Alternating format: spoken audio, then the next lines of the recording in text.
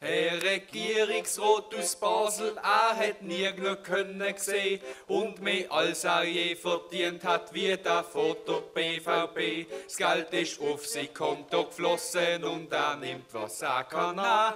Hat jetzt die Übersicht verloren, darfst ihm die Schuld nicht geben.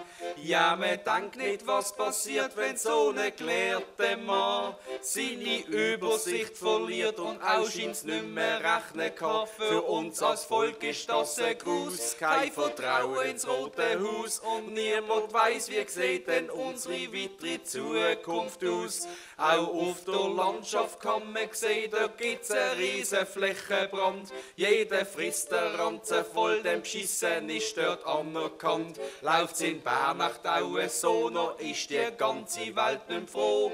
Denn Esel und Gieraffen siehst im Zolli genug davon. CS und auch die UBS drucken unseren Stempel auf. Und auch die Co-Bank ist dabei, macht mit Auszug riesen Puff. Liebe Leute, es ist allerhand, wir sind schon gleich ein Schurkenland. Ausser es gibt noch Leute mit Anstand und ein bisschen Verstand.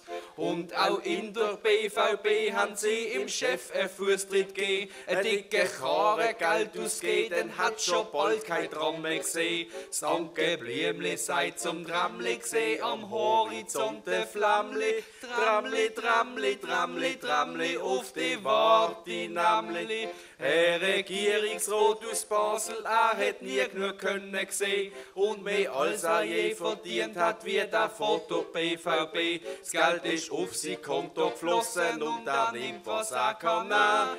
Gott sei Dank hat er das Geld jetzt wieder retourgegeben. Gott sei Dank hat er das Geld jetzt wieder retourgegeben.